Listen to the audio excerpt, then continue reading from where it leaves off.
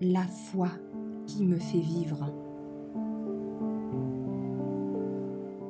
Qu'est-ce que la foi? Le 26 avril. La foi, pas les sentiments.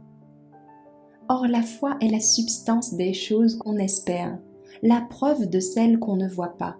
Hébreux 11, verset 1.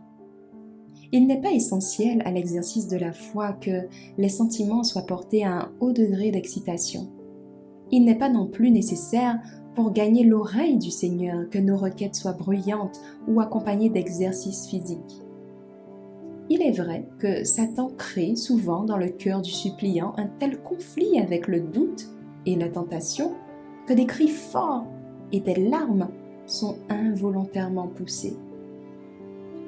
Et il est vrai aussi que le sentiment de culpabilité du pénitent est parfois si grand qu'un repentir à la mesure de son péché lui fait éprouver une agonie qui se traduit par des cris et des gémissements que le Sauveur, compatissant, entend avec pitié.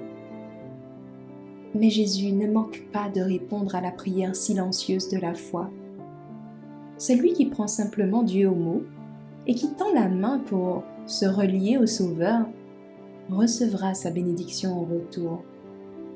La foi n'est pas un sentiment. La vraie foi n'est en aucun cas alliée à la présomption. Seul celui qui a la vraie foi est à l'abri de la présomption, car la présomption est la contrefaçon de la foi par Satan. La foi se réclame des promesses de Dieu et porte du fruit dans l'obéissance. La présomption revendique également les promesses, mais les utilise comme Satan pour excuser la transgression. La foi aurait conduit nos premiers parents à faire confiance à l'amour de Dieu et à obéir à ses commandements. La présomption les a conduits à transgresser sa loi, en croyant que son grand amour les sauverait des conséquences de leurs péchés.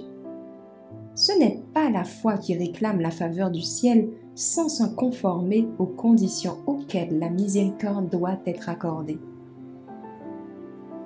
La foi authentique a son fondement dans les promesses et dans les dispositions des Écritures.